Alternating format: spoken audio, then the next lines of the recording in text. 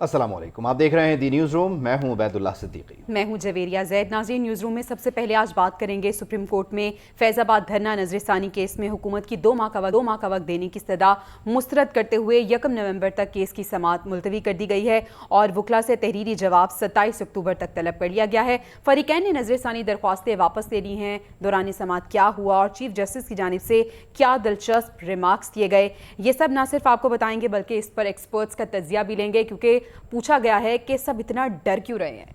बताएंगे आपको बाद में चल के कि डर क्यों रहे और किससे डरें। खैर, दूसरी जानिब तहरीक इंसाफ की कानूनी टीम में एक दरार सामने आ रही है। तहरीक इंसाफ की लीगल टीम के एक मेंबर ने दूसरे मेंबर पर संगीन इल्ज़ामात लगाए हैं। किसने किसको क्या कहा है ये भी आपके साथ शेयर करेंगे, जबकि मईशत की सूरत हाल का भी आज के न्यूज़ रूम में बगौर जायज़ा लिया जाएगा। नेपरा ने कराची के लिए बिजली 4 रुपये 45 पैसे फ़ी यूनिट महंगी कर दी है। गो के अवाम ने इजाफा हमेशा की तरह मुस्तरद किया है, लेकिन ये इजाफा आप पर नाफिज हो गया, यानी कि कराची के शहरियों पर नाफिज हो गया। इसके अलावा भी दीगर कुछ खबरें, दीगर मामलात हैं, वो भी आप तक पहुंचाएंगे। लेकिन सबसे पहले फैज़ाबाद धरना, हम उसकी तफसील आपके साथ शेयर करते हैं। जी हाँ, आपको बताएं कि सुप्रीम कोर्ट में फैज़ाबाद धर नजरसानी केस में जो हुकूमत की 2 माह का वक्त देने की इस्तदा थी वो मुस्तरद हो गई है। 1 नवंबर तक केस की समाअत को भी मुलतवी कर दिया गया है। वकला से 27 अक्टूबर तक तहरीरी जवाब तलब कर लिया गया है। फरीकैन ने नजरसानी दरख्वास्तें वापस ले ली हैं। चीफ जस्टिस ने इस्तफसार किया कि फैज़ाबाद धरना केस के फैसले पर अमल क्यों नहीं हुआ, सब इतना डरे हुए क्यों हैं। चीफ जस्टिस ने रिमार्क्स दिए हैं कि पहले कहा गया था फैसला गलतियों से भरा पड़ा है, अब क्या फैसले में गलतियां ख़त्म हो गई हैं, उनकी जानिब से ये सवाल भी किया गया। और नजरसानी दरख्वास्तें वापस लेने की वजह क्या है, इलेक्शन कमीशन ने तब किसके कहने पर नजरसानी दायर की थी, ये सब वो सवालात और रिमार्क्स हैं जो चीफ जस्टिस की जानिब से दिए गए। ये भी कहा कि पाकिस्तान में सो सब होता है जो बाहर कहीं नहीं होता। कहा जाता है कि हुक्म ऊपर से आया है, नाउजुबिल्लाह ऊपर से, हुक्म अल्लाह का नहीं, यहाँ किसी और का होता है। एतराफ़ जुर्म करें, जज़ा सज़ा बाद में होगी।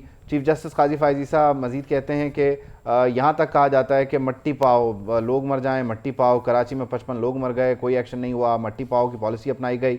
मुझ समेत एहतसाब सबका होना चाहिए, एहतसाब से किसी को इनकार नहीं होना चाहिए। तो इंतहाई अहम नौइयत का यह मामला है जिसमें जस्टिस काजी फ़ायज़ ईसा ने आज के दिन इंतहाई अहम रिमार्क्स भी दिए हैं।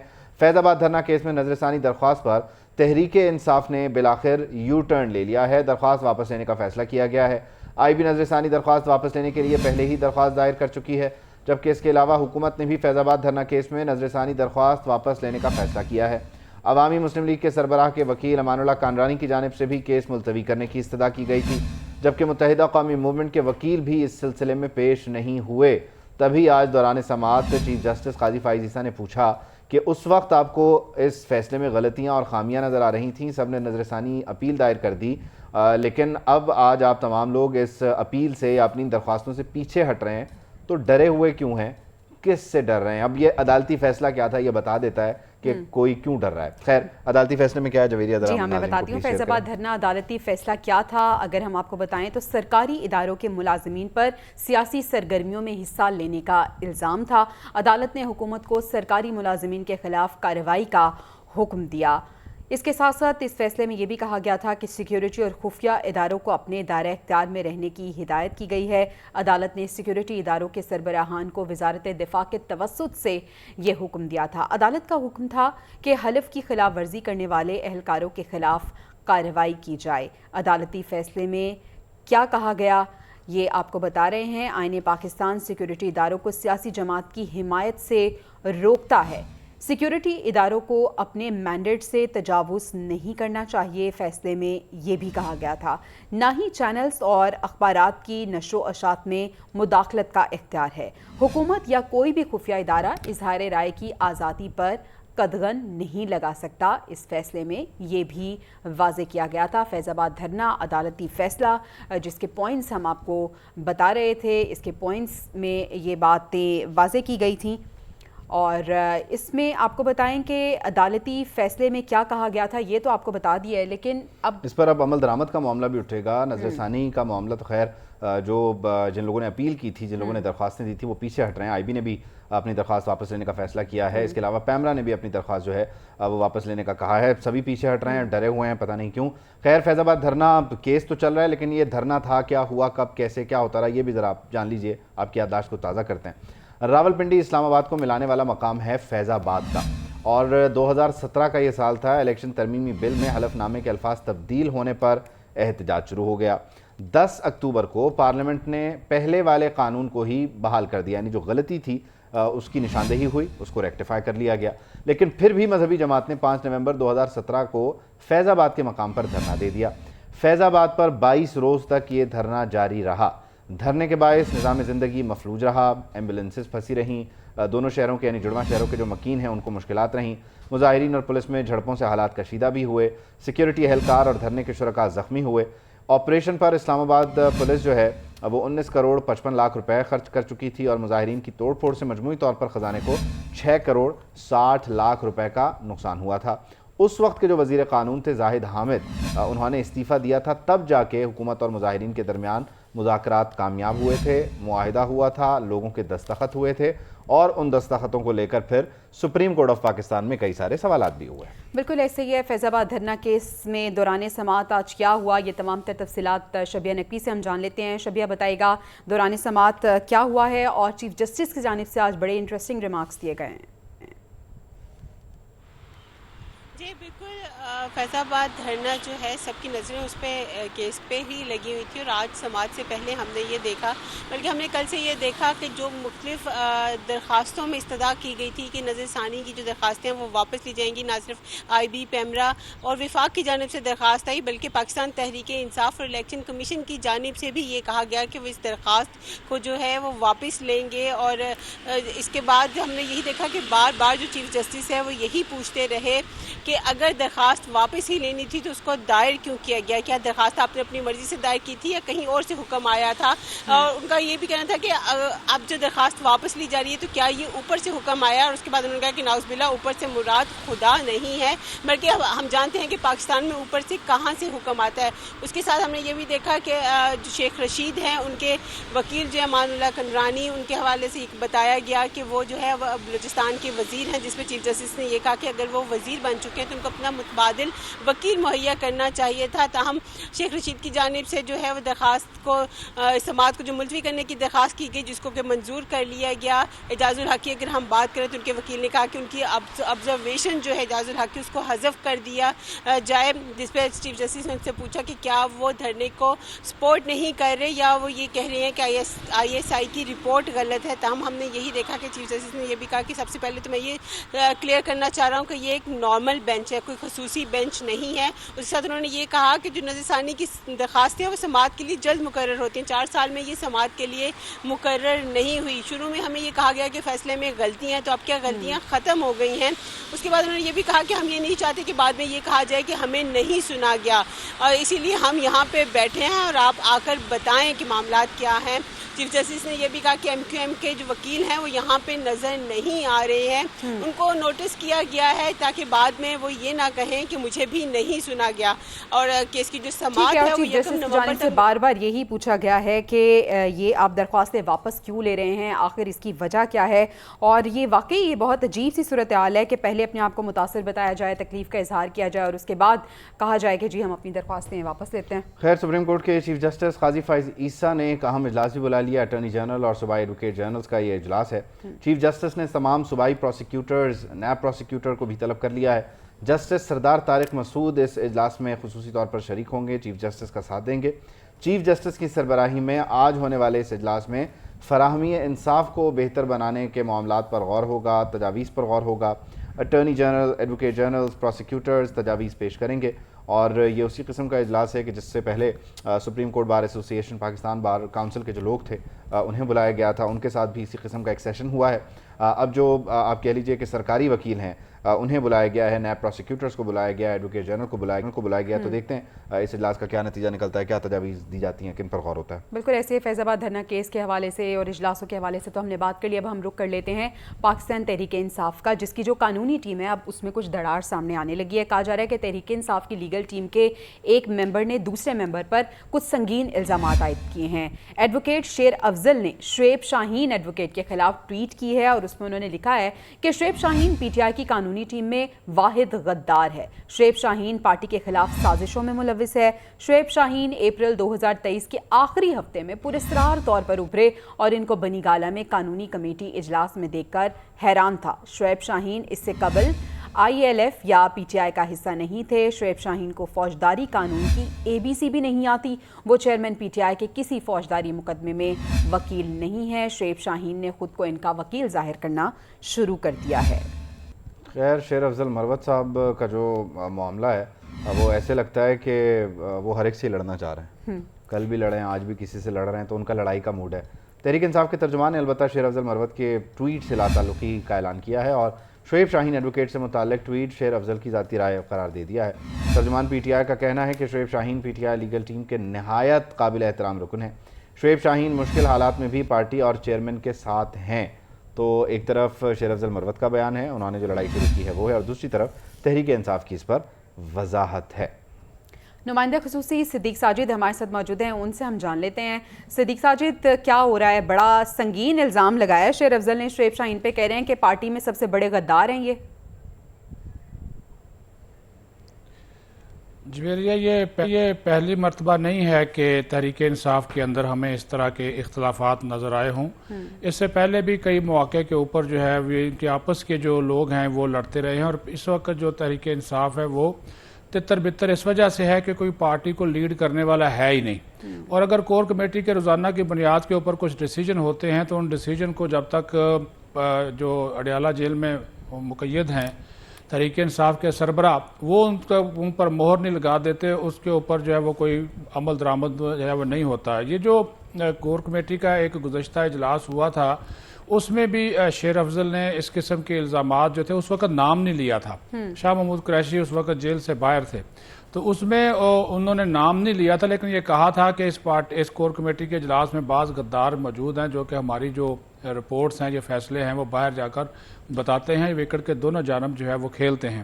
اب شعیب شاہین اور شیر افضل مروت کا جو ہے نا وہ اصل میں مقابلہ ہے. سیدھی سی بات ہے کہ کون زیادہ شاہ سے زیادہ شاہ کا وفادار جو ہے وہ بنتا ہے تحریک انصاف کے چیئرمین کے سامنے. گو کہ تحریک انصاف نے اس حوالے سے جو ٹویٹ تھا اس سے لا تعلقی کا اظہار کیا، لیکن یہ بات آپ غور کیجئے کہ آج جو قانونی ٹیم ملی ہے اڈیالہ جیل میں، اس میں تو شیر افضل کا نام جو تھا وہ شامل تھا.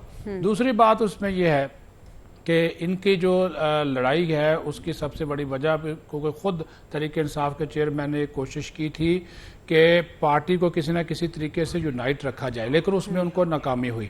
ایون کہ بشرا بی بی نے بھی اس موقع کے اوپر ان کے اوپر اپنے کیسز ہو گئے، وہ مختلف عدالتوں کا چکر لگا رہی ہیں، تو اس وجہ سے انہوں نے بھی یہ ذمہ داری لینے سے انکار کیا. پھر شاہ محمود قریشی خود جیل میں چلے گئے.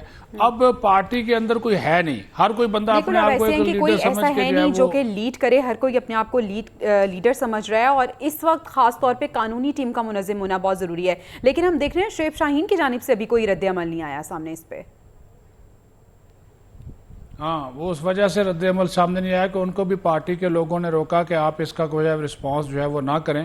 حالانکہ جو ایک رات واقعہ پیش آیا تھا نون لیگ کے سینیٹر عفنان اللہ کے ساتھ ان کی جو ہاتھا پائی ہوئی ہے، اس کے اوپر بھی جو تحریک انصاف کے جو لوگ ہیں انہوں نے کوئی زیادہ خوشی کا اظہار اس کے اوپر انہوں نے جو ہے وہ نہیں کیا. لیکن یہ بھی ایک کوئی نئی بات نہیں ہے. ماضی میں بھی آپ دیکھ رہے ہیں کہ اس طرح کے واقعات میں اسی جماعت کے جو لوگ ہیں وہ ملوث رہے ہیں. تو اصل میں بات وہی ہے کہ اس وقت کوشش ہر بندے کی یہی ہے کہ جو وہ آگے بڑھ کر اپنے آپ کو وہ پیش کرے اور وہ دکھائے کہ میں جو ہے وہ زیادہ وفاداری اور میں بڑی قانونی ٹیم سے وہ لڑ رہا ہوں. حالانکہ جو چیزیں ہو رہی ہیں، جو آگے چل رہی ہیں، اس میں تو ابھی تک تو لیگل ٹیم خود جو ہے وہ تحریک انصاف کے چیئرمین کی مکمل طور پر ہمیں ناکام نظر آتی ہے، کیونکہ اس میں پالیٹکس بہت زیادہ ہے. ان کی انٹرنل جو پالیٹکس ہے وہ بہت زیادہ ہے اس پارٹی کے اندر جو آگئی ہے، اور وہ وکلا کے اندر بھی آگئی ہے. اور وکلا کی جو میں کچھ تبدیلی نظر آ رہی ہے. جی بالکل، وہ تبدیلی بھی آپ کو اس میں نظر آئے گی. اور اس میں ابھی جو لگ یہ رہا ہے، کیونکہ ان کو مشورہ بھی یہی دیا گیا ہے کہ جس طرح لطیف کھوسا اس میں اب ایک سینئر وکیل کے طور پر سامنے آئے ہیں، بابر اوان جو ہیں وہ دوبارہ ایکٹیو ہوئے ہیں. تو کچھ اب کیسز کی نوعیت کے حوالے سے ٹیمیں ہیں نا جی، کچھ فوجداری مقدمات ہے، کچھ سول نوعیت کے مقدمات ہے. جس طرح کیسز کی نوعیت ہے اسی حوالے سے ان کیسز کو جو ہے وہ دیکھیں گے کہ کون سا جو ہے شخص لڑ سکتا ہے. لیکن ان کی پرفارمنس شیر افضل کی بھی آپ کے سامنے ہے، شعیب شاہین کی جو بطور وکیل پرفارمنس ہے وہ بھی آپ کے جو ہے وہ سامنے ہے.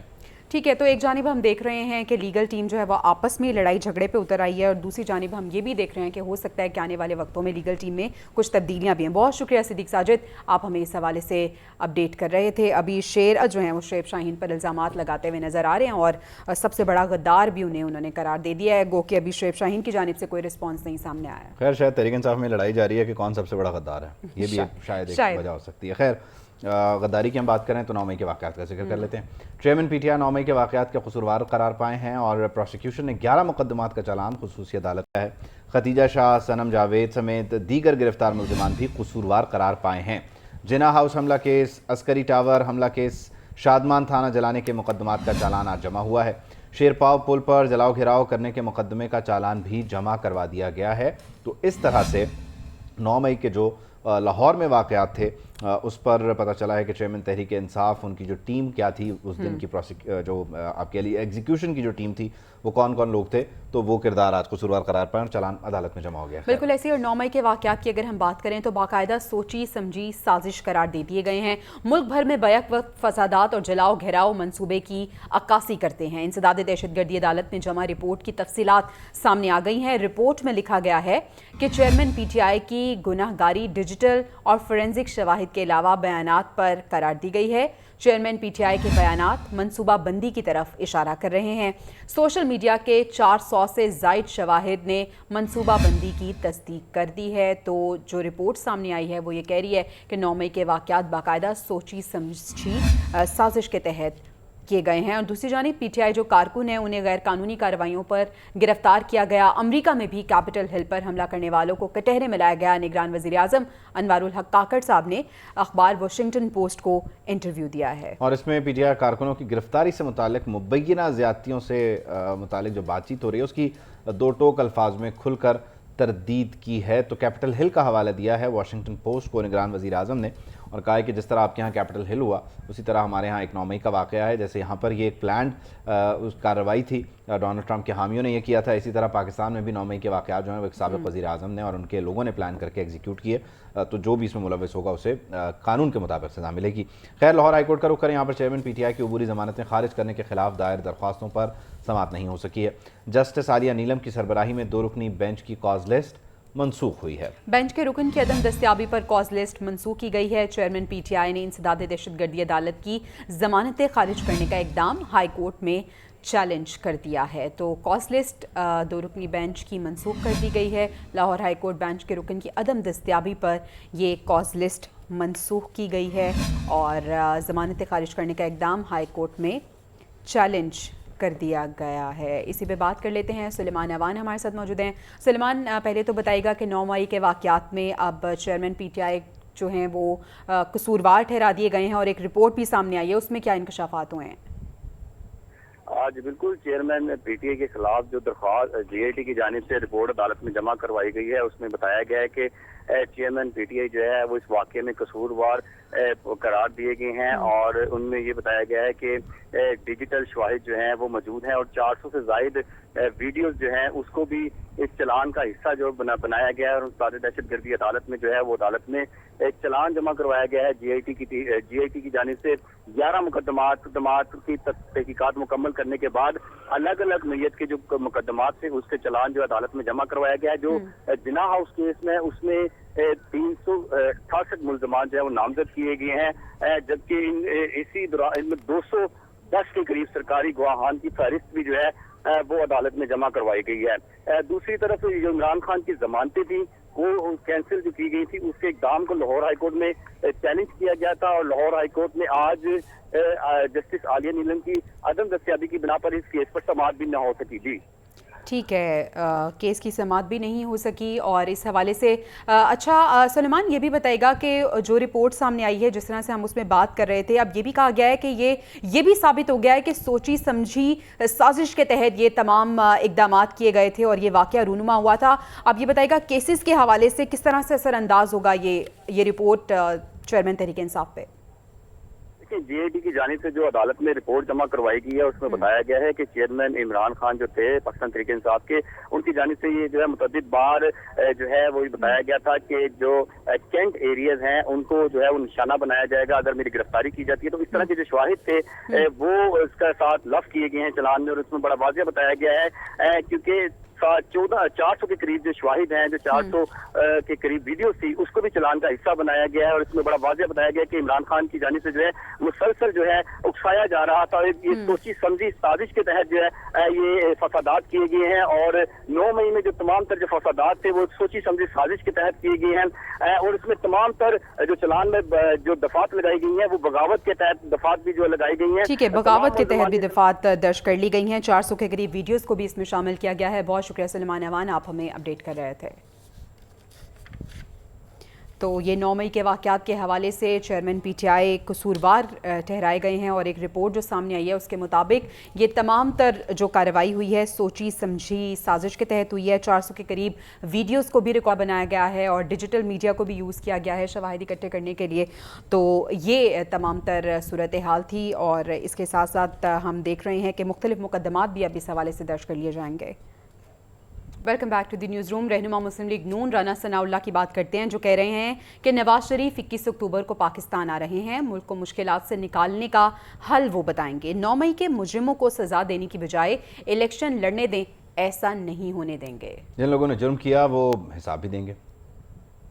बका का एक ही रास्ता है कि उसी जमात को और उसी लीडर को जिसने कम अज कम 2 मरतबा पहले भी इस मुल्क को जो है वो बहरान से निकाला है, उसे दोबारा जो है वो मौका दिया जाए। ये कौम उसके ऊपर दोबारा एतमाद करे, तीसरी बार एतमाद करे, उसको अपना मैंडेट दे। जिस टोले ने 9 मई बपा किया है उन्हें जो है वो अपना जुर्म जो है वो फेस करना होगा। उन्हें इंसाफ के कटहरे में लाया जाएगा, लाया जा रहा है इस बुनियाद के ऊपर कि जी मैंने जो जुर्म किया है मुझे इसलिए माफ कर दिया जाए क्योंकि मैंने इलेक्शन लड़ना। ये कोई कानून नहीं है। जिन लोगों ने ये जुर्म किया है उन्हें ये हिसाब जो है वो देना होगा।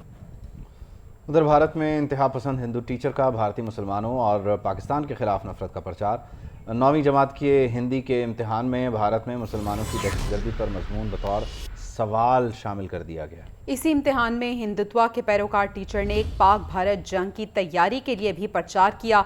भारतीय तालीमी इदारों में मुसलमानों और दीगर अक़लियतों के साथ हिंदुत्व के पैरोकार इंतहाई नारवा सलूक अपनाए हुए हैं, और इससे पहले भी हमने देखा था कि स्कूल्स में जो टीचर्स हैं वो इस चीज़ को प्रमोट कर रहे हैं। अभी भी ऐसा हुआ कि पेपर में एक ऐसा सवाल जो है वो स्टूडेंट्स के लिए रख दिया गया जो खासा मुतनाज़ था। 9वीं जमात के हिंदी के इम्तिहान में भारत में मुसलमानों की दहशतगर्दी पर मजमून बतौर सवाल शामिल किया गया है।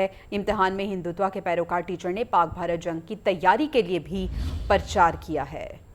खैर ये परेशान कुन बात है। इससे पता ही चलता है कि सब कॉन्टिनेंट के इस खित्ते में करिकुलम चेंज होने की ज़रूरत है। महंगाई के सताए आवाम के लिए बुरी खबर यह है कि नेपरा ने कराची के लिए बिजली 4 रुपये 45 पैसे फ़ी यूनिट तक महंगी कर दी है। इजाफे की मंजूरी माली साल 2022-23 की पहली सहमाही एडजस्टमेंट की मद में दी गई है।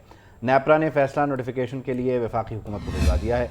हुकूमत के नोटिफिकेशन के बाद इस इजाफे का इत्तलाक भी हो जाएगा कि इलेक्ट्रिक सारिफिन से इजाफी वसूलियाँ अक्टूबर और नवंबर 2023 में की जाएंगी। तो 4 रुपये 45 पैसे फ़ी यूनिट इजाफे की बात हो रही है। कराची वाले जो कि पहले से ही परेशान हैं, उनके जो पहले से मुश्किलात हैं उनका कोई पुरसाने हाल नहीं है। और अब एक नई मुसीबत जो है वो ये खड़ी हो रही है कि एक तो कराची में बिजली आती नहीं है, लोड शेडिंग बहुत ज़्यादा है, और दूसरा ये कि उनकी जो फ़ी यूनिट प्राइसेस हैं उसमें भी इजाफा होने वाला है। खैर कराची वालों ने इस कीमत में इजाफे को मुस्तरद किया है। लोग क्या कह रहे हैं ज़रा वो सुने।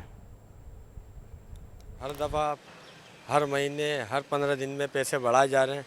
अभी हम लोग खुद गरीब लोग हैं, यहाँ पे गाड़ियाँ चलाते हैं, मजदूरियाँ कर रहे हैं, किस तरीके से अपना घर बार चला रहे हैं। इन लोगों को एहसास नहीं है, कभी पेट्रोल कभी बिजली। अब बच्चों को पढ़ाएंगे या इन मामलातों में ज़िंदगी गुजारेंगे, किस तरीके से निज़ाम चलाएं अपना। भाई ये आवाम के लिए अब ये कल से बहुत ज़्यादा परेशानी बढ़ने वाली है। उसकी वजह ये है कि 4 रुपये यूनिट अभी तो बढ़ रहा है, मगर ये कल फिर बढ़ेगा, परसों फिर बढ़ेगा। जब तक आवाम इसका रद्द-ए-अमल नहीं दिखाएगी ना तो ये कंटिन्यू बढ़ता चला जाएगा, कोई नहीं रोक सकेगा इसको। हम लोगों की जो सैलरियाँ हैं 25-25 हज़ार रुपये हमारी सैलरियाँ हैं, और 12-12 घंटे हम लोग ड्यूटी करते हैं, ठीक है ना। और जो मकान का किराया है, और मेरे माशाल्लाह से 5 बच्चे हैं, ٹھیک ہے، اور مکان کا کرایہ جو ہے بجلی کا گیس ملا کے 20,000 روپے تو یہی بن جاتے ہیں، اور پھر جو 25,000 روپے سیلری ہے اس کے اندر ہم راشن لا کے ڈالیں، کھانا کھائیں، کیا کریں؟ گورنمنٹ جو ہے عوام کو بیوقوف سمجھ رہی ہے، 40 روپے بڑھاتی ہے اور 4 روپے کم کر دیتی ہے، اور احسان ہو جاتا ہے غریب عوام پہ کہ بھائی ہم نے ڈیزل کے یا پیٹرول کے پیسے کم کر دیے. تو اس طرح تو بھائی گزارا کرنا بہت مشکل ہوا ہے ایک عام آدمی کا. اس سے اچھا تو آدمی جو ہے اپنے وہی آپ نے دیکھا ہوگا کوئی بچے بیچ رہا ہے، کوئی جو ہے نا خودکشی کر رہا ہے اس مہنگائی کے دور میں. جماعت اسلامی کی بات کریں تو انہوں نے آئی پی پیز معاہدے ختم کرنے کا مطالبہ کر دیا ہے. سراج الحق کہتے ہیں کہ آئی پی پیز کے معاہدے کسی بھی صورت قبول نہیں. حکومت مسلسل بجلی پیٹرول کی قیمتوں میں اضافہ کر رہی ہے جس کی وجہ سے مہنگائی بڑھ رہی ہے. انہوں نے کیا کہا ہے وہ سنیے. عوام کو ایک مصیبت میں ڈالا ہے. یعنی آج بھی 4.34 روپیہ فی یونٹ بجلی کی قیمت میں انہوں نے اضافہ کیا. آئی پی پیز کے ساتھ جو معاہدہ کیا تھا 1994 میں پیپلز پارٹی نے، وہ معاہدہ 100% پاکستان کے عوام کے ساتھ ایک بہت بڑی زیادتی اور بہت عظیم ظلم تھا. یہ جو بحران ہے اس کی وجہ یہ نہیں ہے کہ ہمارے ساتھ وسائل کی کمی ہے، اصل میں مس مینجمنٹ، کرپشن، بد انتظامی، خراب طرز حکمرانی اور مفادات کی سیاست کی وجہ سے آج ہماری تجارت بھی ختم ہو رہی ہے اور ہماری معیشت بھی تباہ ہو رہی ہے. معیشت تباہ ہو رہی ہے، اور تباہی کے دہانے پر کھڑی اس معیشت کے ساتھ ہو کیا رہا ہے. 1.5 سال کے دوران بجلی ٹیرف میں 50 سے 80% اضافہ ہوا ہے. 100 یونٹ والے صارفین کے ٹیرف میں 80%، 700 یونٹ والے صارفین کے ٹیرف میں 50% کا اضافہ ہوا ہے. مجموعی طور پر ٹیرف میں 15 روپے 41 پیسے کا اضافہ ہو چکا ہے. اگر بل کا جائزہ لے لیا جائے تو 100 یونٹ والا صارف 24 روپے 39 پیسے فی یونٹ دیتا ہے. 200 یونٹ والا صارف 30 روپے 86 پیسے ادا کرتا ہے. 300 یونٹ والا صارف 35 روپے 4 پیسے فی یونٹ کے دے رہا ہے، جبکہ 400 یونٹ والا صارف 39 روپے 94 پیسے فی یونٹ ادا کرتا ہے، جبکہ 500 یونٹ والا صارف 44 روپے 57 پیسے فی یونٹ بجلی استعمال کرتا ہے، جبکہ 700 یونٹ والا صارف 45 روپے 71 پیسے فی یونٹ کے حساب سے بجلی خرید رہا ہے. بالکل ایسا ہی ہے. اور اگر ہم 100 یونٹ والی بات کریں تو عبید میرا نہیں خیال کہ کوئی ایسا ہے جو 100 یونٹ یوز کر رہا ہے. آگے بڑھتے ہیں، نیب ترامیم کی بات کرتے ہیں جن کے بعد آصف علی زرداری اور یوسف رضا گیلانی نیب ریڈار پر آ گئے ہیں. جعلی اکاؤنٹس اور توشہ خانہ کیس میں احتساب عدالت نے انہیں بلا لیا ہے. احتساب عدالت نے 24 اکتوبر کے لیے نوٹسز بھی انہیں جاری کر دیے ہیں، اور عدالت نے سابق صدر اور وزیر اعظم کو ذاتی حیثیت میں پیش ہونے کی ہدایت بھی کر دی ہے. تو نیب ترامیم کیس کے بعد اب یہ پیپلز پارٹی کے لیے ایک نئی مشکل کھڑی ہو گئی ہے، گو کہ دیگر بھی اس میں شامل ہیں، لیکن ابھی فی الحال آصف زرداری اور یوسف رضا گیلانی جو ہیں ان کے لیے کچھ مشکلات ہیں جن کا انہیں سامنا کرنا پڑے گا. عادل سعید عباسی ہمارے ساتھ موجود ہیں، ان سے ذرا بات کرتے ہیں، تفصیل جان لیتے ہیں. عادل ذرا بتائیے گا کہ کیا اس وقت آپ کے پاس لیٹسٹ ہے، کن کن لوگوں کے مزید کیسز آنے والے ہیں، کن کن کی طلبی کے احکامات ہونے والے ہیں؟ غالباً یہ کیمرہ بتایا تھا.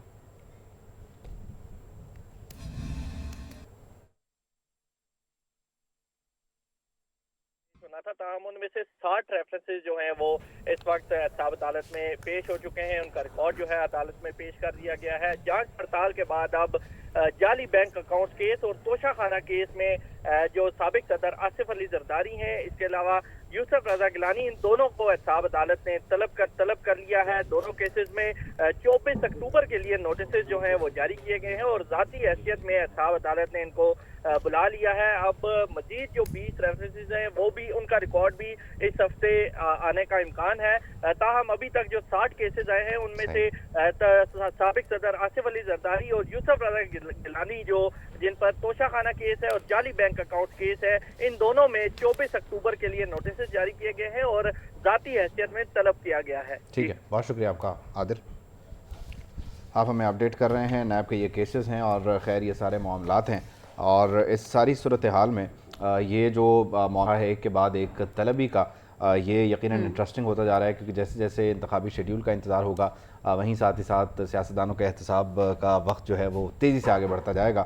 اور آج چیف جسٹس صاحب نے بھی کہہ دیا کہ احتساب سب کا ہونا چاہیے، میرا بھی ہونا چاہیے، سب کا ہونا چاہیے. لیٹس سی کیا ہوتا ہے. لیکن ابھی تو ہم بات کر لیتے ہیں انجیکشن سکینڈل کے حوالے سے، جس کے بعد محکمہ صحت متحرک نظر آ رہی ہے. ڈرپ ایکٹ کی خلاف ورزی کرنے والوں کے خلاف گھیرا تنگ کر دیا گیا ہے، اور ڈرگ انسپیکٹرز کے اسلام آباد میں چھاپے 4 میڈیکل سٹورز کو تالے لگا دیے گئے ہیں، ایک ڈسٹریبیوٹرز کا اسٹاک بھی سیل کر دیا گیا ہے۔ میڈیکل سٹورز بغیر ڈرگ سیل لائسنس کے سٹور چلا رہے تھے۔ وزیر صحت جعلی اور غیر رجسٹرڈ ادویات کے خاتمے کو یقینی بنانے کے لیے پرعزم ہے، کہتے ہیں کہ عوام کی زندگیوں کو خطرے میں نہیں ڈال سکتے۔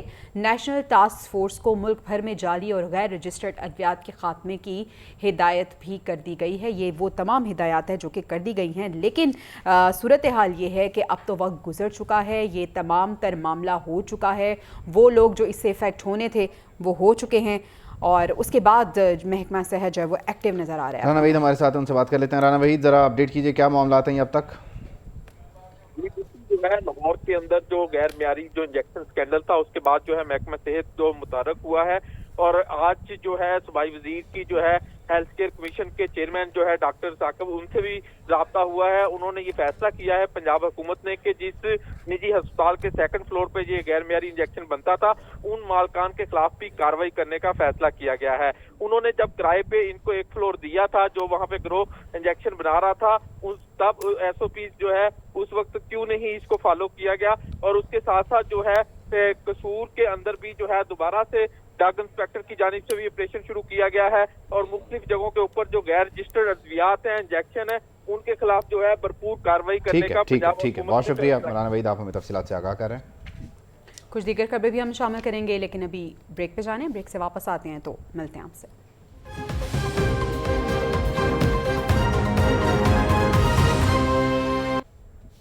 Welcome back to the newsroom, اور ابھی ہم ایک بار پھر سے معیشت کے حوالے سے بات کریں گے۔ معیشت کی جو بگڑتی صورتحال ہے اس میں ہمیں ایسا لگ رہا تھا پچھلے دنوں میں کہ کچھ بہتری آئی ہے، لیکن جیسے ہمیں بہتری نظر آتی ہے تو مہنگائی میں پھر اضافہ ہو جاتا ہے، پرائسز انکریز ہو جاتی ہیں، بجلی کی قیمتوں میں اضافہ ہو جاتا ہے۔ لیکن جن میل ملاقاتوں کے بعد بہتری آنا شروع ہوئی تھی، ان کا حصہ جو تھے کاشف انور صاحب، president Lahore chamber of commerce, ہمارے ساتھ اسٹوڈیوز میں۔ کاشف صاحب، thank you so much for your time.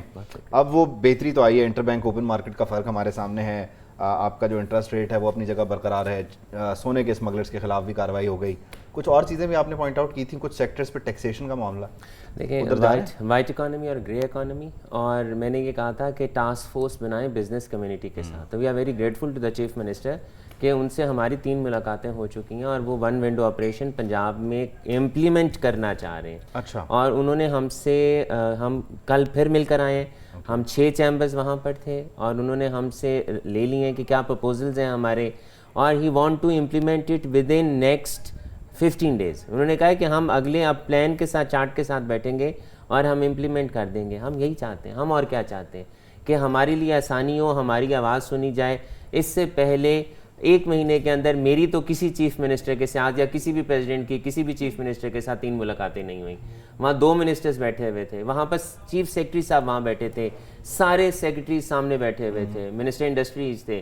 تو ہمیں تو یہی چاہیے نا۔ انہوں نے یہ پوچھا 1 ونڈو آپریشن، انہوں نے کہا اب بتائیں آپ کیا چاہتے ہیں اور آپ کے انڈسٹری کے۔ میں نے ان سے یہ کہا کہ سر اس وقت دینگی اور انوائرمنٹ پہ ٹیمز باہر چل رہی ہیں اور وہ فیکٹریاں سیل کر رہی ہیں، ایف آئی آرز کاٹ رہے ہیں۔ انہوں نے اسی وقت کہا ہماری اس پہ کل میٹنگ ہو گئی ہے، ایس او پیز بن رہے ہیں، کسی کی فیکٹری بند نہیں ہوگی، کسی کی ایف آئی آر نہیں کٹے گی، ڈی سی سے نیچے اس کو رپورٹ کرنا ہوگا کہ وہ فیکٹری بند۔ لیکن اس ساری صورتحال میں کاشف صاحب آپ دیکھیں کہ اوور آل جو بڑا بزنس مین ہے اس کا بڑا فائدہ، آپ بھی خوش نظر آ رہے ہیں، میری آپ سے بھی یہاں آن ایئر جانے سے پہلے بھی بات ہوئی، آپ نے کہا آل از گڈ۔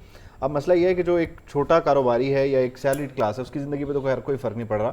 ابھی جو 1 ونڈو آپریشن ہے یہ بھی لوکل جو ہمارا سرمایہ دار ہے، کاروباری طبقہ ہے، اس کے لیے ہے یا یہ وہ فارن انویسٹمنٹ والی ہے؟ نہیں، یہ لوکل کے لیے ہے۔ اور میں ایک اور بات بتاؤں، فارن کب تک آ رہی ہے سر؟ ہمیں ڈالر چاہیے۔ مجھے ویری فرینکلی پاکستان ایسا ڈرم ہے جس کے اوپر سے پانی آ رہا ہے اور نیچے اس کے 10 سوراخ ہیں، پہلے 10 سوراخ بند کر لیں، پھر اس کے بعد ہم باہر سے اور پانی ڈال لیں گے۔ ٹھیک ہے، تو میں سمجھتا ہوں کہ ہمیں شاید فارن ریزروز کی اتنی ضرورت نہیں ہے، جو ہمارے لیکیجز اینڈ لوپ ہولز ہیں اسے بند کرنے کی زیادہ ضرورت ہے۔ اپنے ٹیکس بیس کو بڑھانے کی ضرورت ہے، فیسیلیٹیشن دینے کی ضرورت ہے۔ آپ کے ملک ہم کیا کہتے ہیں، ہمیں ڈالرز چاہیے، ڈالرز کیسے آئیں گے؟ ایکسپورٹس بڑھیں گی، ڈالرز کیسے آئیں گے؟ آپ کے ایکسپیٹریٹس پاکستانیز پیسے بھیجیں گے۔ اب جب انہیں یہ پتا ہوگا کہ 20-25 روپے کا فرق ہے انٹر بینک کا اور اوپن مارکیٹ کا، تو وہ اسٹیٹ بینک میں کیوں بھیجیں گے؟ اب چونکہ اسٹیٹ بینک کا ریٹ زیادہ ہے اور ہنڈی کا ریٹ کم ہے، اچھا یہ تو سارے پیسے آپ کے جو ریمیٹنسز ہیں وہ تو آپ کا ایشو ایڈریس ہو گیا کافی زیادہ، بلکہ اچھا ہو گیا، لوگ اوپن مارکیٹ کی سے بچ کے اب انٹر بینک کی طرف ہی آئیں گے۔ لیکن مجھے یہ چیز سمجھائیں کہ آپ کی بجلی مسلسل مہنگی ہو رہی ہے، اب وہ جو ایکسپورٹس والا معاملہ ہے وہ آپ کیسے کمپیٹ نہیں ہو سکتا ٹھیک چائنا کے ساتھ, بنگلہ دیش کے ساتھ, انڈیا کے ساتھ؟ دیکھیں اٹ از ویری کلیئر, وہ نہیں ٹھیک ہو سکتا جب تک آپ اپنے جو آپ انرجی بناتے ہیں, جب تک آپ آلٹرنیٹ کی طرف نہیں جائیں گے, جب تک آپ امپورٹڈ فیول کو ختم نہیں کریں گے.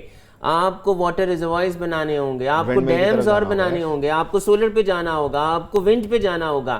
اگر آپ یہ کہیں کہ آپ نے اسی فیول کے ساتھ ایکسپورٹس کو بڑھانی ہے, سوری نہیں بڑھ سکتی. کاشف صاحب, لوپ ہولز تو اگر ہمیں پتہ ہے, ہم آئیڈینٹیفائی کر رہے ہیں, تو پھر سلیوشن کون نکالے گا اور کب نکالا؟ دیکھیں آپ کو 107 بخار ہے تو اٹ ول ٹیک ٹائم. بندہ مر جاتا ہے نہیں, وہ مرا نہیں نا. یس, ہم مرے نہیں ہیں, ہم ڈیفالٹ نہیں کیے, مر گلے ہو گئے ہیں. نہیں جی نہیں, دیکھیں الحمدللہ اب ہم وی آر ریکورنگ, ہم واپس آنا شروع ہو گئے ہیں. It will take time. اور میں آپ کے پروگرام کے توسط سے بیٹھ کے کہتا ہوں, اللہ بھی کہتا ہے صبر کا دامن ہاتھ سے مت چھوڑو. 3 مہینے کی بات ہے انشاءاللہ. آئی ایم ویری ہوپ فل کہ 3 مہینے کے اندر آپ کے ملک کے حالات بہتر ہوں گے. لیکن آپ انٹرنیشنل مارکیٹ کو بھی تو دیکھیں کہ $90 پہ آپ کا آئل چلا گیا. تو دیکھیں ہمیں باقی چیزوں کو بھی دیکھنا ہے نا. ہم صرف ہم کیا کر رہے ہیں, ہم صرف پاکستان کو برا کہہ رہے ہیں, ہم صرف پاکستان کی برائیاں کر رہے ہیں. تو اس میں انٹرنیشنل بھی تو ہیں ایلیمنٹس جو جس کی وجہ سے یہ ہو رہا ہے. دیکھیں نا, 2-3 چیزیں ہیں. اگر ہمارے ہاں ڈالر آپ کہہ لیجیے لیگل چینل سے نہیں آ رہا تھا, اوپن مارکیٹ سے آ رہا تھا, تو وہ ظاہر ہے کسی کھاتے میں نہیں تھا, ہمارے اوپر بوجھ تھا. دوسری ایک چیز یہ ہے کہ جب تک ہم یہاں پر انٹرنیشنل مارکیٹ کا اسٹیک نہیں بڑھائیں گے, یعنی جب تک فارن انویسٹمنٹ نہیں ہوگی, ABC XYZ کو یہ نہیں پتا ہوگا کہ یار اگر یہ اکانومی کریش کی تو میری انویسٹمنٹ چلی جائے گی, تو پھر وہ ہمیں کوئی سیریس نہیں لے گا. پھر تو ہمیشہ IMF اور ورلڈ بینک اور ایشین ڈیولپمنٹ بینک کے چنگل میں رہیں گے ہم. میرا سوال یہ ہے اور میرا اسٹیٹمنٹ یہ ہے, آپ کے ملک کے اندر کوئی کیوں انویسٹمنٹ کرے گا, کیوں کرے گا, جب اسے فائدہ میں پوچھوں گا تو آپ بولیں گے آپ نہیں, یہی سوال ہے کہ یہ دس از اے پازیٹیو کوسچن کہ آپ کے ملک کے اندر کوئی تب تک انویسٹمنٹ نہیں کرے گا جب تک اسے یہاں پر کچھ نظر نہیں آئے گا. اور اگر جب تک ہم اسے فیسیلیٹیشن نہیں دیں گے, جب تک یہاں پر آپ کے وہ کوئی اسی لیے آئے گا نا کہ یہاں مارکیٹ بڑی ہے, کوئی اسی لیے آئے گا نا کہ یہاں پر بجلی سستی ہے, کوئی اسی لیے آئے گا نا کہ یہاں پر لیبر دوسرے ملکوں سے چیپ ہے, کوئی اسی لیے آئے گا نا کہ جو اپنے پروفٹس ہیں ان کو وہ واپس بھی لے جا سکتا ہے. تو ہمیں یہ فیسیلیٹیشنز دینی ہوں گی, جب تک ہم نہیں دیں گے آپ کے ملک کے اندر کوئی نہیں آئے گا. اب ہم جب لیتھل سائڈ پہ چلے گئے تو میں ذرا آپ سے ایک اور سوال پوچھ لیتا ہوں, ہمارے پاس رہ کیا گیا کرنے کے نہیں. اگر ہم دیکھیں IT ٹیک اوور کیا ہوا ہے پورے کا پورا ہمارے پڑوسی نے. ہمارے ہاں سے انڈسٹری جو ہے وہ پیک ہو کے چلی گئی تھی ایک ٹائم پہ, ہمارے پرانے گھر جو کہ اب دوسری شناخت ہے اس کی. ہمارے پاس دنیا میں ایسا کون سا سودا ہے جو ہم بیچیں جس کی طرف دنیا کی توجہ, دکان جب آپ کھولتے ہیں تو آپ یہی سوچتے ہیں نا کہ یار میرے پاس ایسا کیا یونیک آئٹم ہوگا جو لوگ خرید لیں, جو برابر والے کے پاس نہیں ہے, اس والے کے پاس بھی نہیں ہے. دیکھیں بیچنا کیا ہے, ہم اس لہج پہ چلے گئے ہیں کہ ہماری اپنی مارکیٹ بہت بڑی ہے, ہمیں اپنے ان لوپ ہولز کو ختم کرنا ہے.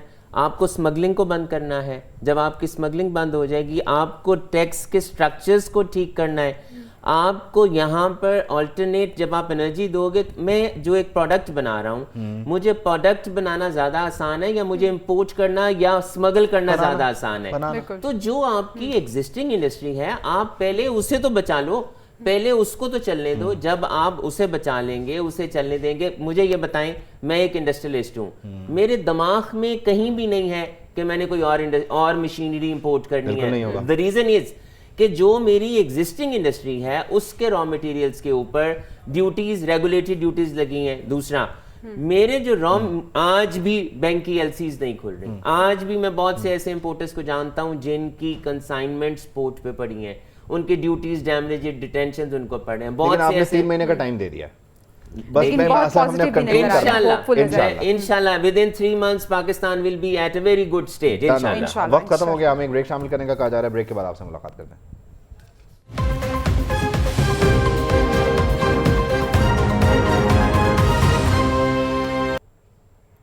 نصیب چمکے ہیں فرشتوں کے, عرش کے چاند آ رہے ہیں, جھلک سے جن کی فلک ہے روشن, وہ شمس تشریف لا رہے ہیں.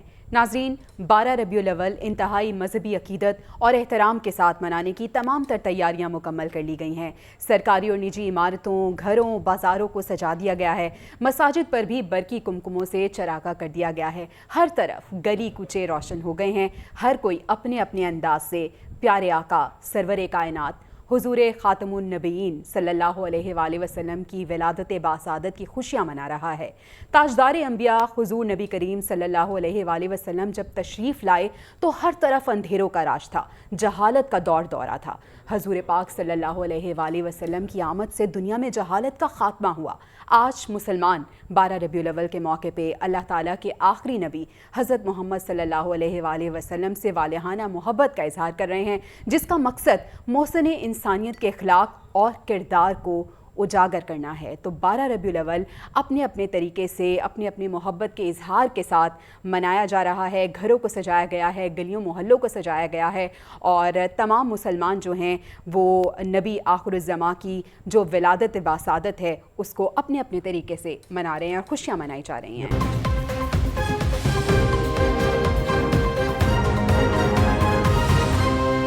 खैर, हम आगे बढ़ते हैं और ज़रा जो अवामी मसाइल हैं उनका भी जिक्र कर लेते हैं। महंगाई के सताए अवाम के लिए जो बुरी खबर आज नेपरा ने दी है वो कराची के शहरियों को अफेक्ट कर रही है। 4 रुपये 45 पैसे फ़ी यूनिट जो है वो बिजली कराची के लिए महंगी हो गई है और मंजूरी हो चुकी है नेपरा की तरफ से माली साल 2022-23 की पहली सहमाही की मद में और पहली सहमाही एडजस्टमेंट की मद में।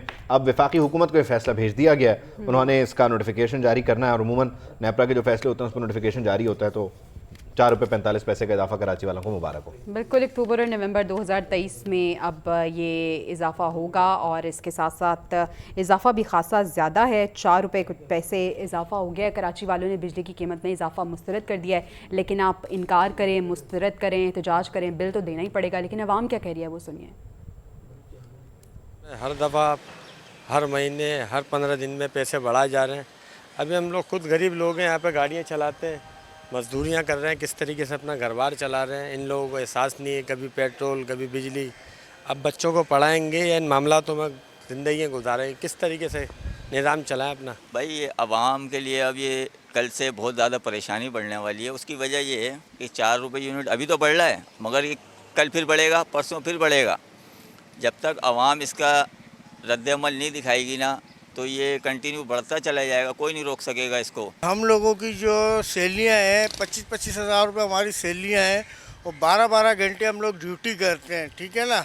और जो मकान का किराया है, और मेरे माशाल्लाह से 5 बच्चे हैं, ठीक है, और मकान का किराया जो है बिजली का गैस मिला के 20 हज़ार रुपये तो यही बन जाते हैं।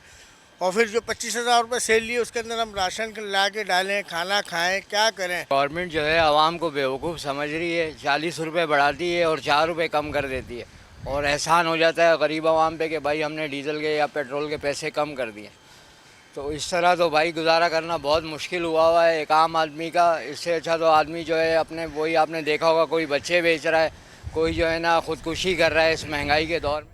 खैर, लोगों की परेशानी आपके सामने है, लोगों के बच्चे हैं, लोगों के घरों में बीमार माँ बाप हैं, उनकी दवा दारू करनी है, बच्चों की स्कूल की फ़ीस देनी है, लेकिन ये सब कुछ हो नहीं सकता क्योंकि पहले बिल देना है वरना बिजली कट जाएगी। खैर, जमात इस्लामी ने इस सिलसिले में IPPs मुआहदे ख़त्म करने का मुतालबा किया। अमीर जमात इस्लामी सिराजुल हक जो है वो इस वक्त कराची में ही है। आज उन्होंने एक प्रेस कॉन्फ्रेंस की और कहा कि IPPs के साथ जो मुआहदे हुए हैं वो किसी सूरत काबिल कबूल नहीं है। वो क्या कह रहे हैं ज़रा उन्हें भी सुना।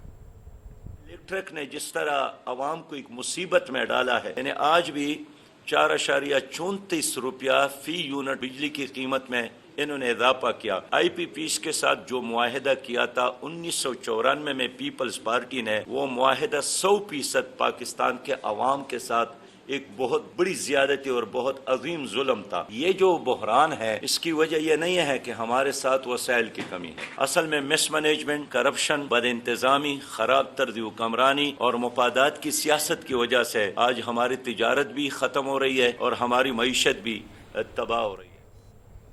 तो 1.5 साल के दौरान बिजली टैरिफ में 50 से 80% इजाफा हुआ है। 100 यूनिट वाले जो सारिफीन हैं उनके टैरिफ में 80%, 700 यूनिट वाले सारिफीन के टैरिफ में 50% इजाफा हुआ। मजमूई तौर पर टैरिफ में 15 रुपये 41 पैसे इजाफा हुआ है। अगर बिल का जायज़ा लिया जाए तो 100 यूनिट वाले सारिफ 24 रुपये 39 पैसे फ़ी यूनिट देते हैं। 200 यूनिट वाले सारिफ 30 रुपये 86 पैसे अदा करते हैं। 300 यूनिट वाले सारिफ 35 रुपये 4 पैसे और 400 यूनिट वाले सारिफ जो हैं वो 39 रुपये 94 पैसे फ़ी यूनिट अदा करते हैं, जबकि 500 यूनिट वाले सारिफ 44 रुपये 57 पैसे फ़ी यूनिट बिजली इस्तेमाल करते हैं। 700 यूनिट वाले सारिफ 45 रुपये 71 पैसे फ़ी यूनिट के हिसाब से बिल देते हैं। तो बिजली एक बुनियादी ज़रूरत है जो कि इस मुल्क में रहने वाली जो आवाम है उसको इस्तेमाल करते हैं, लेकिन यहाँ पे रोज़ बरोज़ बिजली की कीमतों में इजाफा हो रहा है। इस सब पे बात करने के लिए नजीब नाइच हमारे साथ मौजूद हैं, उनसे हम जान लेते हैं। नजीब, अभी फ़िलहाल तो हम बात करेंगे, नेपरा ने जो के इलेक्ट्रिक सारिफीन पर मज़ीद बिजली बम गिराने की तैयारी कर ली है। 4 रुपये 45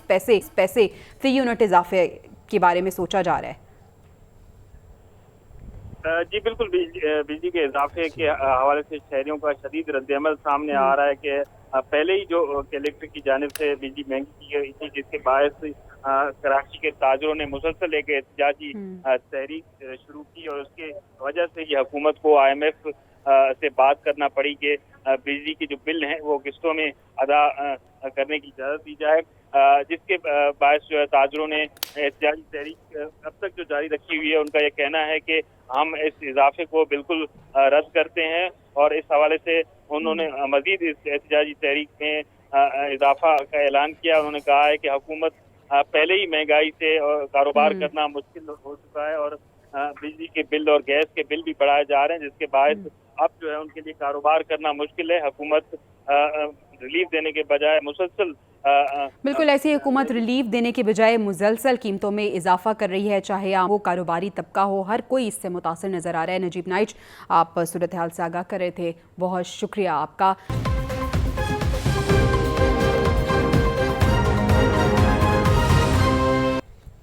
army chief general Asim Munir ने लाहौर का दौरा किया है। सिपा सालार ने सूबाई एपेक्स कमेटी के इजलास में शिरकत की, जिसमें निगरान वज़ीर आला पंजाब मोहसिन नकवी भी शरीक हुए। आर्मी चीफ को सूबे की मजमूई सिक्योरिटी सूरत हाल, बिजली गैस चोरी, ज़ख़ीरा अंदोज़ी और गैर मुल्की करेंसी की स्मगलिंग के खिलाफ क्रैक डाउन के हवाले से तफसीली ब्रीफिंग दी गई है। आर्मी चीफ ने कहा है कि गैर कानूनी मौशी सरगर्मियों के खिलाफ कानून नाफिज करने वाले इदारे और मुतल्लिका महकमे मिलकर पूरी कुव्वत के साथ कार्रवाइयाँ जारी रखेंगे। इससे पाकिस्तान को मुख्तलिफ तरीक़ों से होने वाले मौशी नुकसानात से निजात मिल सकेगी। मज़ीद तफसीलात जान लेते हैं, नुमाइंदा खुसूसी सिद्दीक साजिद हमारे साथ मौजूद हैं। जी सिद्दीक, बताइएगा। JISPR के मुताबिक army chief general Syed Asim Munir ने आज लाहौर कोर का दौरा किया। इस दौरे के दौरान उन्होंने सूबाई एपेक्स कमेटी के इजलास में भी शिरकत की। इस मौका पर निगरान वज़ीर आला पंजाब मोहसिन रज़ा नकवी भी मौजूद थे। सूबाई एपेक्स कमेटी के इजलास में आर्मी चीफ को सूबे की मजमूई सिक्योरिटी सूरत हाल बशमूल बिजली गैस चोरी, ज़ख़ीरा अंदोज़ी, गैर मुल्की करेंसी की स्मगलिंग के खिलाफ जो ऑपरेशन जारी हैं उसके बारे में तफसीली ब्रीफिंग दी गई। फिर साथ ही साथ जो अक़लीतों के तहफ़्फ़ुज़ के लिए इक़दाम उठाए गए हैं और कच्चे के इलाके में जारी ऑपरेशन की पेशरफ़्त के बारे में भी आगाह किया गया, जिसके ऊपर जो है वो इत्मीनान का इज़हार किया गया। फोरम में गैर कानूनी तौर पर जो मुकीम गैर मुल्की शहरी उनकी वतन वापसी का भी जायजा लिया, जबकि खुसूसी सरमायाकारी सूरत कौंसिल FIFC और ग्रीन पंजाब के इक़दाम की पेशरफ़्त से भी आगाह किया गया।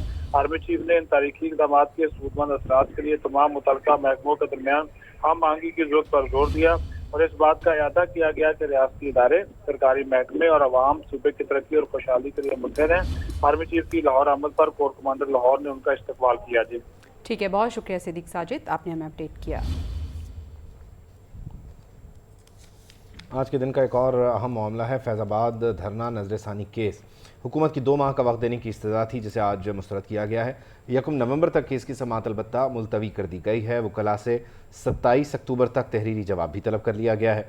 फ़रीक़ैन ने नज़रसानी दरख्वास्तें वापस ले ली। चीफ जस्टिस ने इस मौके पर इस्तफसार किया कि फैज़ाबाद धरना केस के फैसले पर अमल क्यों नहीं हुआ, सब इतना डरे हुए क्यों हैं। चीफ जस्टिस ने रिमार्क्स दिए कि पहले कहा गया था कि फ़ैसला गलतियों से भरा पड़ा है, अब क्या फ़ैसले में गलतियाँ ख़त्म हो गई हैं?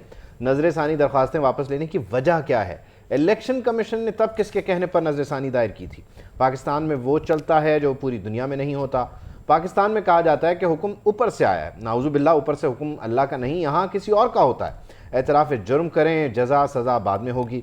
चीफ जस्टिस काजी फ़ाइज़ ईसा का मज़ीद ये भी कहना था कि यहाँ कहा जाता है कि मट्टी पाओ, लोग मर जाएँ मट्टी पाओ। कराची में 55 लोग मर गए, कोई एक्शन नहीं हुआ। मुझ समेत एहतसाब सबका होना चाहिए और उन्होंने कहा कि एहतसाब से किसी को इनकार भी नहीं करना चाहिए। तो आज के दिन एक अहम केस में अहम रिमार्क्स केस से मुतालिक और बाकी दीगर जो मामलात हैं उससे मुतालिक भी मजमूई तौर पर आप कह लीजिए कि जो سوچ ہے یا مائنڈ سیٹ ہے اس کی بھی ریفلیکشن ہوئی ہے جو کہ ایکسپیکٹڈ بھی تھا. بالکل ایسی ہے. فیض آباد دھرنا کیس کی ہم بات کریں. نظر ثانی درخواست پر تحریک انصاف نے بھی یو ٹرن لے لیا ہے, درخواست واپس لینے کا فیصلہ کیا ہے. آئی بی نظر ثانی درخواست واپس لینے کے لیے پہلے ہی درخواست دائر کر چکی ہے اور حکومت نے بھی فیض آباد دھرنا کیس میں نظر ثانی درخواست واپس لینے کا فیصلہ کیا ہے. عوامی مسلم لیگ کے سربراہ کے وکیل کی جانب سے بھی کیس ملتوی کرنے کی استدعا کی گئی تھی. ایم کیو ایم کے وکیل بھی پیش نہیں ہوئے. تو پہلے یہ کہا جا رہا تھا کہ ہم متاثر ہیں, تکلیف بھی بتائی جا رہی تھی, 2-4 سال اس میں گزار بھی دیے گئے, اور اب نظر ثانی جو درخواست ہے وہ واپس لینے کا کہا جا رہا ہے. تو عدالتی فیصلے ایک چیز ہوئی ہے وہ یہ کہ اگر نظر ثانی کی ساری درخواستیں واپس لیتے ہیں تو آج قاضی فائز عیسیٰ صاحب نے ایک سوال کے ذریعے بتا دیا آگے کیا ہوگا. انہوں نے کہا عمل درآمد کیوں نہیں ہوا. بالکل عمل درآمد کے فیز میں چلا جائے گا, معاملہ اب کھل چکا ہے, جاتا کہیں نہیں ہے. خیر فیصلے میں کیا تھا, فیصلے میں کیا تھا وہ میں آپ کو بتاتی ہوں. فیض آباد دھرنا عدالتی فیصلہ جناب اس میں کیا تھا. سرکاری اداروں کے ملازمین پر سیاسی سرگرمیوں میں حصہ لینے کا الزام تھا. عدالت نے حکومت کو سرکاری ملازمین کے خلاف کارروائی کا حکم دیا. سیکیورٹی اور خفیہ اداروں کو اپنے دائرہ اختیار میں رہنے کی ہدایت کی گئی تھی. عدالت نے سیکیورٹی اداروں کے سربراہان کو وزارت دفاع کے توسط سے حکم دیا تھا اور عدالت کا حکم تھا کہ حلف کی خلاف ورزی کرنے والے اہلکاروں کے خلاف کارروائی کریں. عدالتی فیصلے میں مزید کیا کہا گیا ہے وہ آپ کو بتا دیتے ہیں. آئین پاکستان سیکیورٹی اداروں کو سیاسی جماعت کی حمایت سے روکتا ہے. سیکیورٹی اداروں کو اپنے مینڈیٹ سے تجاوز نہیں کرنا چاہیے. نہ ہی چینلز اور اخبارات کی نشر و اشاعت میں مداخلت کا اختیار ہے. حکومت یا کوئی بھی خفیہ ادارہ اظہار رائے کی آزادی پر قدغن نہیں لگا سکتا.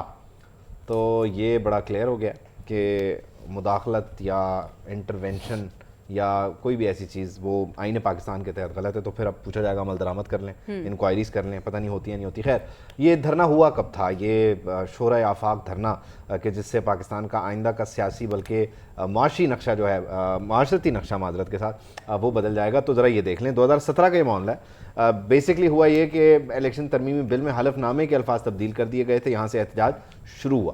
پھر 19 اکتوبر کو پارلیمنٹ نے پہلے والے قانون کو ہی بحال کر دیا, یعنی غلطی جو ہوئی تھی جس کی نشاندہی وہ درست ہو گئی, ریورس ہو گئی. لیکن پھر بھی مذہبی جماعت نے 5 نومبر 2017 کو فیض آباد کے مقام پر دھرنا دے دیا. اسلام آباد اور راولپنڈی کا یہ سنگم ہے, ان دونوں شہروں کو ملاتا ہے. اب یہ 22 روز دھرنا جاری رہا. اس دوران نظام زندگی مفلوج رہا. جڑواں شہروں کے جو شہری ہیں وہ بری طرح سے متاثر رہے, ایمبولینس پھنسی رہی, بچے اسکول نہیں جا سکتے تھے, لوگ دفتر نہیں جا سکتے تھے. خیر پھر اسلام آباد ہائی کورٹ کے حکم پر آپریشن ہوا اور پھر جھڑپیں ہو گئیں, شرکاء زخمی ہو گئے, پولیس اہلکار زخمی ہو گئے. اسلام آباد پولیس کے کوئی 19 کروڑ 55 لاکھ روپے لگ گئے, جبکہ جو توڑ پھوڑ ہوئی تھی مظاہرین کی طرف سے اس سے 6 کروڑ 60 لاکھ روپے کا نقصان ہو گیا. پولیس فورس کے جوان زخمی ہوئے. لیکن معاملہ ختم کس طرح ہوا؟ اس وقت کے وزیر قانون زاہد حامد نے استعفیٰ دیا اور پھر جو مظاہرین تھے وہ مانے, مذاکرات ہوئے. مذاکرات کے بعد معاہدہ ہوا, معاہدے پر دستخط ہوئے اور انہی دستخط کی وجہ سے اب ایک صاحب آج کل مشکل میں پھنستے, بلکہ ان دنوں ہی پھنس گئے تھے دستخط کرنے کے بعد ہی, اب باقاعدہ طور پر اگر فیصلے پر عمل درآمد ہوتا ہے زیادہ پھنس جائیں گے. تو لیٹ سی کہ اب کیا ہوتا ہے, کیونکہ 1 نومبر کو اب دوبارہ سے سماعت ہونی ہے اس کیس کی. سپریم کورٹ کی اگر ہم بات کریں تو چیف جسٹس فائز عیسیٰ کی زیر صدارت اجلاس ختم ہو گیا ہے. اجلاس میں اٹارنی جنرل سمیت 4 صوبوں کے ایڈوکیٹ جنرلز کی شرکت. اجلاس میں 4 صوبوں کے پروسیکیوٹر جنرلز بھی شریک ہوئے. اجلاس میں سرکاری وکلا کو بھی مقدمات میں تیاری کے لیے پیش ہونے پر انہوں نے اتفاق کیا ہے. اجلاس میں زیر التوا مقدمات کے حل پر بھی غور کیا گیا ہے. تو یہ جو اجلاس ہو رہا تھا یہ اجلاس اب ختم ہو گیا ہے. اجلاس کا احوال جان لیتے ہیں. شبیہ نقوی ہمارے ساتھ موجود ہیں. جی شبیہ بتائیے گا.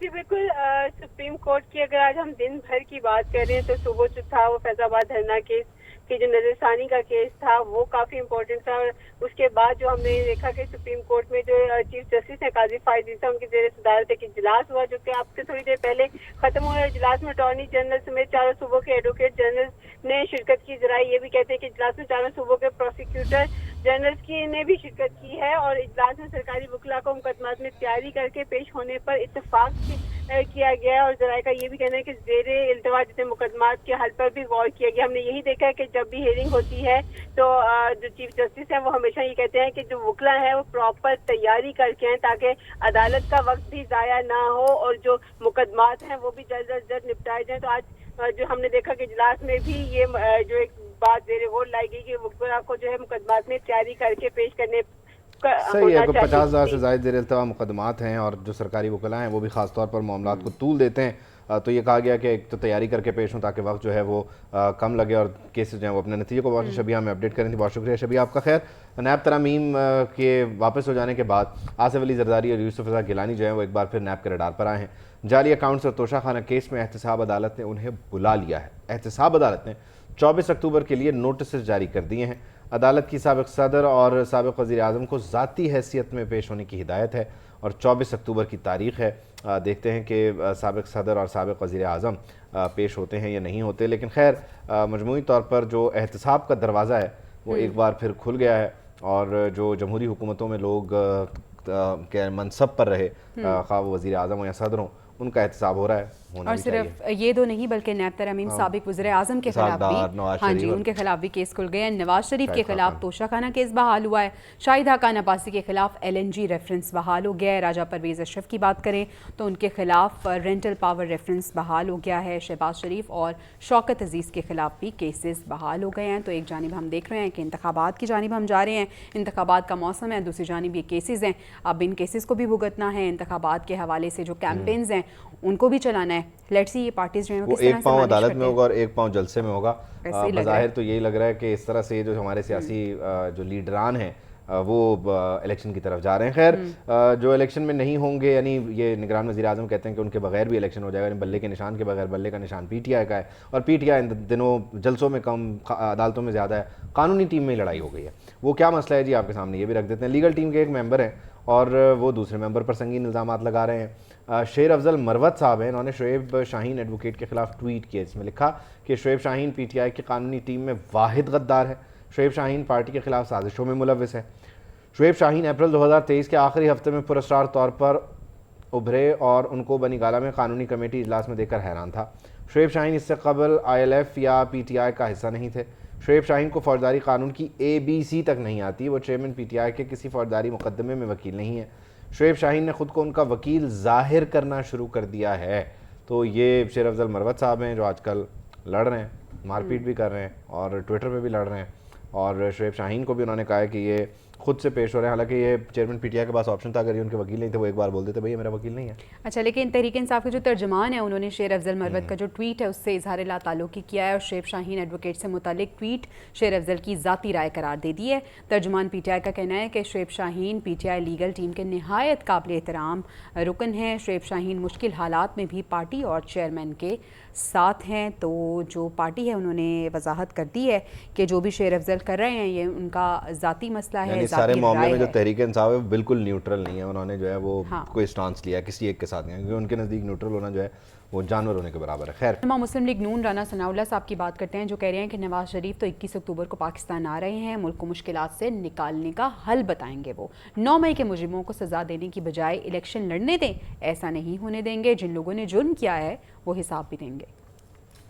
بقا کا ایک ہی راستہ ہے کہ اسی جماعت کو اور اسی لیڈر کو جس نے کم از کم 2 مرتبہ پہلے بھی اس ملک کو جو ہے وہ بحران سے نکالا ہے, اسے دوبارہ جو ہے وہ موقع دیا جائے. یہ قوم اس کے اوپر دوبارہ اعتماد کرے, تیسری بار اعتماد کرے, اس کو اپنا مینڈیٹ دے. جس ٹولے نے 9 مئی بپا کیا ہے انہیں جو ہے وہ اپنا جرم جو ہے وہ فیس کرنا ہوگا. انہیں انصاف کے کٹہرے میں لایا جائے گا, لایا جا رہا ہے اس بنیاد کے اوپر کہ جی میں نے جو جرم کیا ہے مجھے اس لیے معاف کر دیا جائے کیونکہ میں نے الیکشن لڑنا. یہ کوئی قانون نہیں ہے. جن لوگوں نے یہ جرم کیا ہے انہیں یہ حساب جو ہے وہ دینا ہوگا.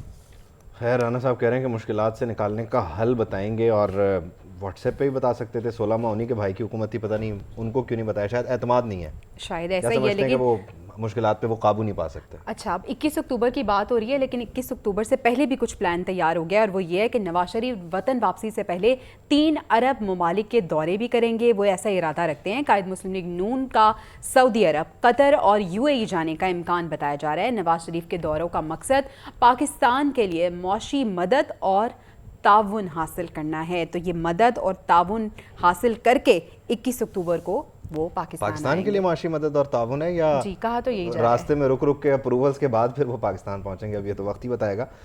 खैर पहले भी आए थे ना वो दुबई और जद्दा तक, रियाज तक मिल के गए, उम्रे करके गए, फिर आए नहीं। अब पता नहीं कि मदद ये और सफर मुआवनत नहीं मिली थी कंप्लीट ना, होता है या बीच में रह जाता है। खैर चेयरमैन पीटीआई की बात करते हैं। 9 मई के वाकयात के कसूरवार वो करार पाए हैं। प्रोसिक्यूशन ने 11 मुकदमात का चालान खुसूसी अदालत में जमा करा दिया है। उमर सरफराज चीमा, मियां महमूद रशीद और डॉक्टर यास्मीन राशिद को भी जिम्मेदार ठहराया गया है। खदीजा शाह, सनम जावेद समेत दीगर गिरफ्तार मुल्जिमान भी कसूरवार करार पाए हैं।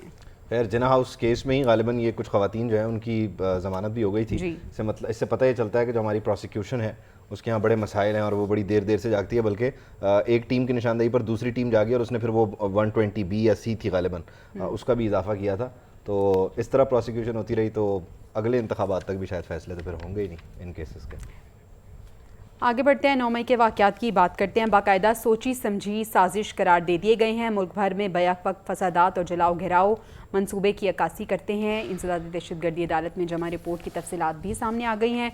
रिपोर्ट में लिखा गया है कि चेयरमैन पीटीआई की गुनाहगारी डिजिटल और फोरेंसिक शवाहिद के अलावा बयानात पर करार दी गई है। चेयरमैन पीटीआई के बयानात मनसूबाबंदी की तरफ इशारा कर रहे हैं। सोशल मीडिया के 400 से ज़ायद शवाहिद ने मनसूबाबंदी की तस्दीक भी कर दी है। तो इस रिपोर्ट की तफसीलात आप तक हम पहुंचा रहे थे, लेकिन अभी आगे बढ़ते हैं। सियालकोट का रुख करते हैं। सियालकोट से जद्दा जाने वाली पीआई की परवाज़ की कराची एयरपोर्ट पे हंगामी लैंडिंग हुई है। परवाज़ की जद्दा रवानगी में 6 घंटे से ज़ायद ताख़ीर हुई और बोइंग 777 तैयारी की फ़नी ख़राबी दूर नहीं हो सकी है। उम्रे की अदायगी के लिए जाने वाले मुसाफिरों का कराची एयरपोर्ट पर इस वक्त एहतजाज जारी है। मुसाफिर PIA इंतज़ामिया से तकरार भी कर रहे हैं। बोइंग 777 तैयारे के कॉकपिट में स्मॉग वार्निंग अलार्म की निशानदही हुई थी और इस सारे मामले के बाद अब ये लोग कराची एयरपोर्ट पर फंसे हुए इंतज़ार कर रहे हैं कि कब ये फ़्लाइट जो है वो रवाना होती है मंजिल की तरफ। रेहान हाशमी हमारे साथ हैं, उनसे बात कर लेते हैं। रेहान बताइएगा क्या मामला है, कब तक ये टेक्निकल फॉल्ट दूर होगा, कब ये फ़्लाइट उड़ान भरेगी? देखिए यही सवाल मुसाफिरों को, इसी सवाल का जवाब नहीं दिया जा रहा। मुसाफिरों की तादाद क्योंकि ज़्यादा है, वो उसमें ज़्यादातर उम्रे पे जाने वाले मुसाफिर हैं, तो वो काफ़ी डेस्परेट हैं कि PIA हुकाम बता नहीं रही। पहले कहा था कि दूसरा तैयारा भेजा जाएगा, फिर कहा गया ये तैयारा ठीक किया जा रहा है, इंजीनियरिंग का अमला ठीक कर रहा है, लेकिन 6 घंटे बैद गुजर गए, अब तक इसकी खराबी को दूर नहीं किया जा सका, ना ही मुतबादिल परवाज़ का इंतजाम किया जा सका। PIA ज़राए का कहना है कि PIA कोशिश कर रही है कि इसी परवाज़ को भेजा जाए और मुमकिन है कि आइंदा तकरीबन 2 से 3 घंटे लग जाएंगे, क्योंकि अगर दूसरा तैयारा अरेंज करने में भी टाइम लगेगा। इसलिए PIA की कोशिश है कि उसी तैयारे में मुसाफिरों को ठीक करके जद्दा रवाना किया जाए। ठीक है, बहुत शुक्रिया आपका रेहान। तो खैर ये लोग एहतजाज कर रहे हैं, PIA इंतज़ामिया से सवाल कर रहे हैं कि हमें भेज दिया जाए हमारी मंजिल की तरफ, लेकिन अभी भी कोई क्लियर कट पता नहीं है कि कब तक इनकी रवानगी होगी। खैर ये सारे मामलात हैं आज के, और हमें आप अब इजाज़त दीजिए, आपसे इंशाल्लाह कल मुलाकात होगी।